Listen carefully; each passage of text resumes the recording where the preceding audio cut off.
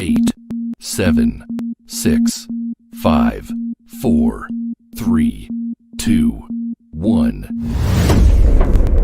Hello everybody, welcome to NFTV Extra, where Newcastle have just went down 3-1 at St James's Park. We all predicted that Newcastle would lose. I went for 2-1, Johnny went for 2-1.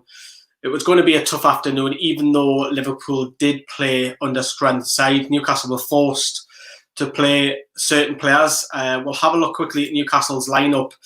Dubravka, Manquillo, Ferdinand and Rose. Manquillo, Ferdinand and Rose in the centre-back positions. I thought it would be a flat-back four with Manquillo at right-back and Rose at left-back.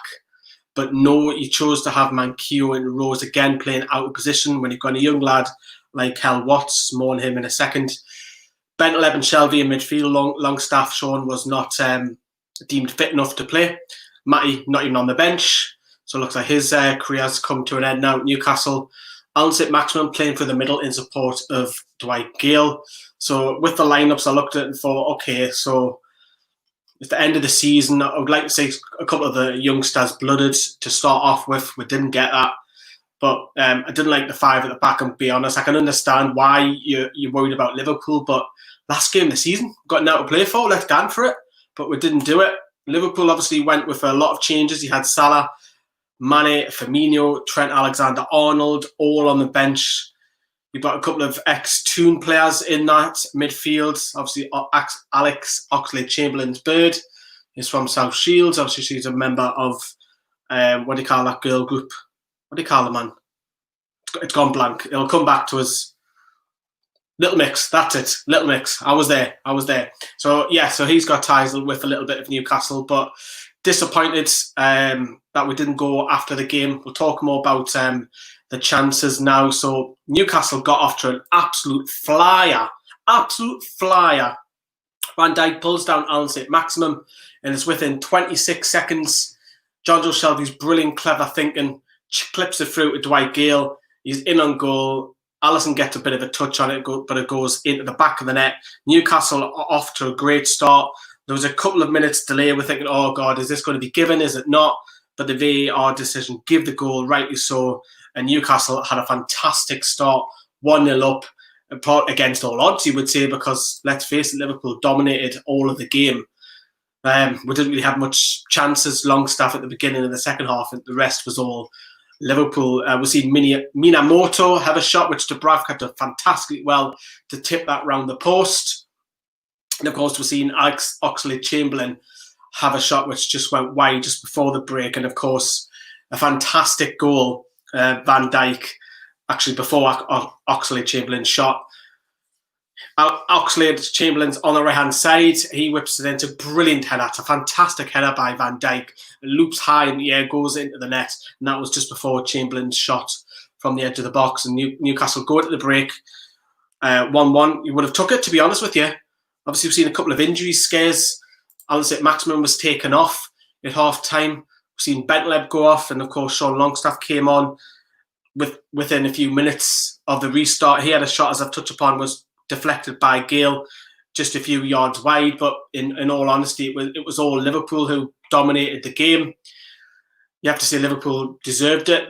The last two Liverpool goals are beautiful strikes. You might say that, yes, you've got to put him onto his left foot, get tighter to him, but the strike's a venomous strike by Divock Origi. He beats Dubravka. Can he question Dubravka on it? Probably not.